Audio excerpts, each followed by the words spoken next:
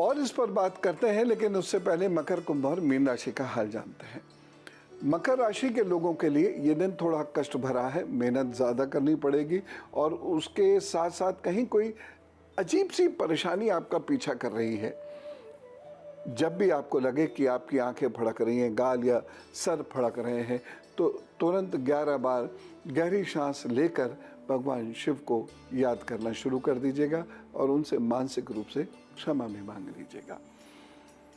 बाकी कुल मिला के समय ठीक है, चिंता ना करें, आगे बढ़ेंगे, तरक्की ज़रूर होगी आपकी। बस एक छोटा सा उपाय और कर लीजिएगा, इस दिन उड़द की दाल का दान ज़रूर कर दीजिएगा। कुंभ राशि वाले लोगों के लिए यह दिन थोड़ा सा कमज़ोर है। क्यों? धन जा सकता है। इस बात का ख्याल रखिएगा कि आपके धन का दुरुपयोग ना हो, इस बात का ध्यान रखिएगा आपकी चीज़ों का दुरुपयोग ना हो, इस बात का ख्याल रखिएगा कि वाहन आपका सही से पार्क हो।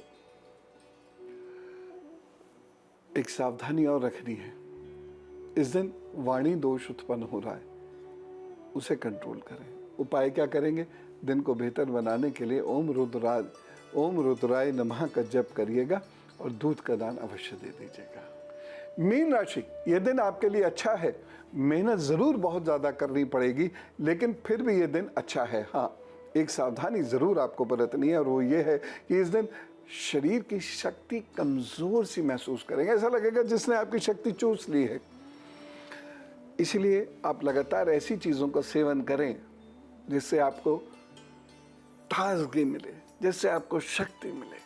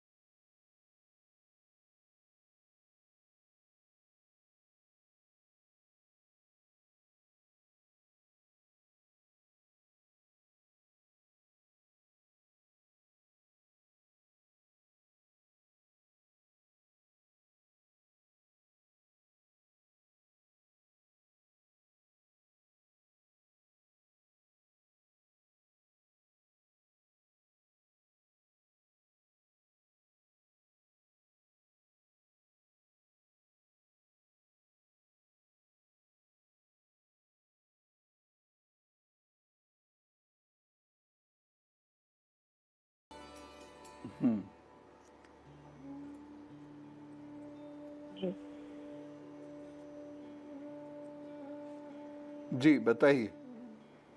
जी गुरुजी, मुझे मेरा करियर एक्टिंग लाइन में करना है, तो आप बता सकते हैं कि ये सही होगा या नहीं, और मेरे करियर के बारे में मुझे जानना था। जी, इसकी शुरुआत तो मेरे विचार से हो गई है पिछले वर्ष से। जी जी। ये हो सकता है कि कोई बड़ा ब्रेक ना मिला हो आपको, लेकिन पिछले साल से इसकी शुरुआत हो गई है और आपके पास 2.5 वर्ष है। इतने बीच में आपका जो एक्टिंग में करियर है, चाहे वो फिल्म्स में हो, सीरियल्स में हो या थिएटर में हो, शुरू हो जाएगा। आप एक काम ये ज़रूर कीजिएगा कि आप एक फिरोज़ा होता है 10-12 रत्ती का करीब, फिरोज़ा चांदी की अंगूठी में अपनी रिंग फिंगर में ज़रूर धारण कर लीजिएगा। बस इतना सा काम आप करें और भगवान शिव की उपासना नियमित किया करेंगी तो आपको अच्छी फिल्म्स मिलेंगी और आपका करियर इस दिशा में चल निकलेगा।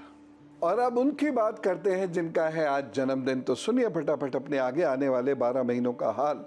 ये जो 12 महीने हैं ये आपके लिए बहुत अच्छे हैं, खूब मेहनत से आगे बढ़ने के हैं।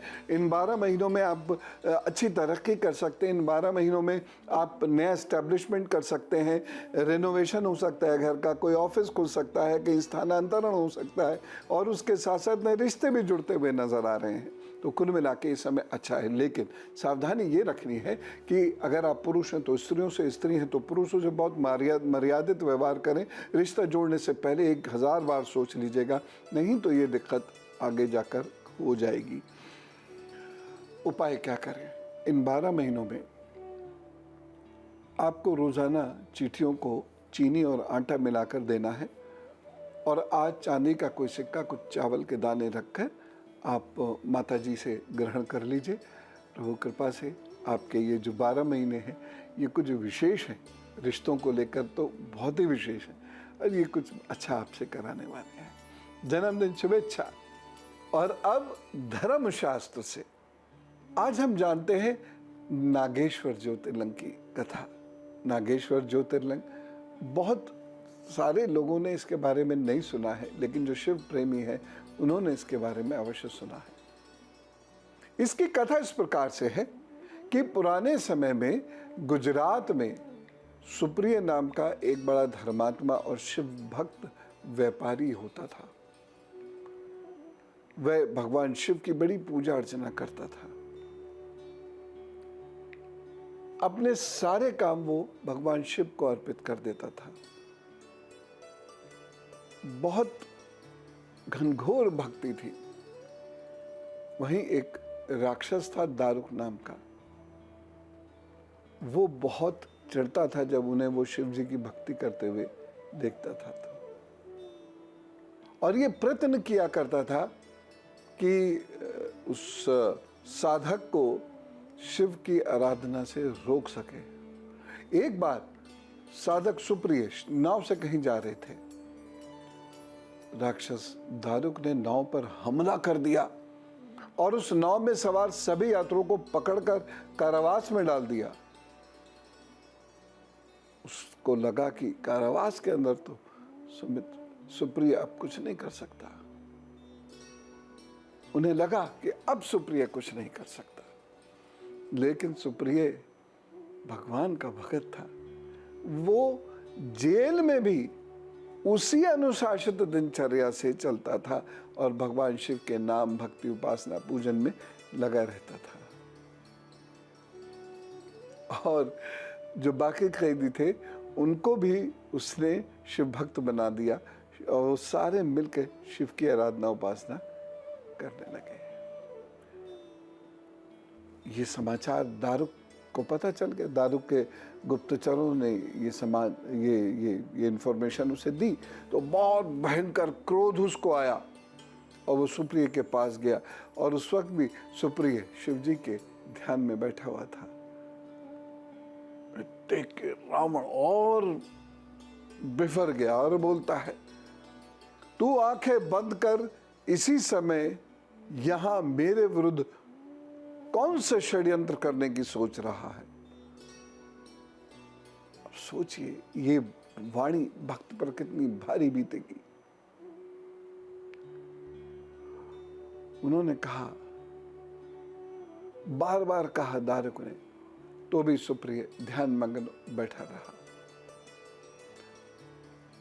दारुक और क्रोध और एक समय ऐसा उन्मत्त हो गया क्रोध में। उसने अपनी फौज को आदेश दिया कि सुप्रिय सहित सारे लोग जो जेल में बंद हैं सबको मार दो। सुप्रिय को कोई फर्क ही नहीं पड़ा। भोलेनाथ जी पर विश्वास था और वो अपनी जेल में ही साधना करते रहे। बाद में बाहर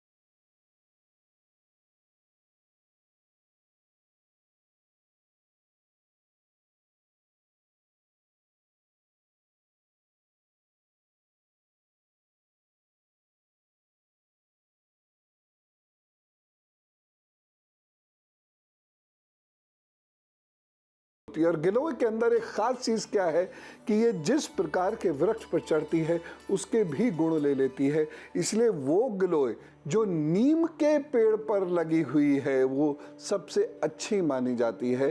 इस गिलोय को चबाने से शरीर का विष बाहर निकल जाता है, शरीर उत्साही हो जाता है, शरीर पुष्ट होता है, ताकतवर हो जाता है और मानो अमृत जैसे किसी शरीर ने पी लिया और बहुत सारे इन्फेक्शंस खत्म हो जाते हैं। इसलिए गिलोय को नीम पर चढ़वा दीजिए कैसे कैसे करके। तो ये गिलोय के तो अपने जो औषधीय गुण हैं ही हैं, जबरदस्त हैं, उसके साथ साथ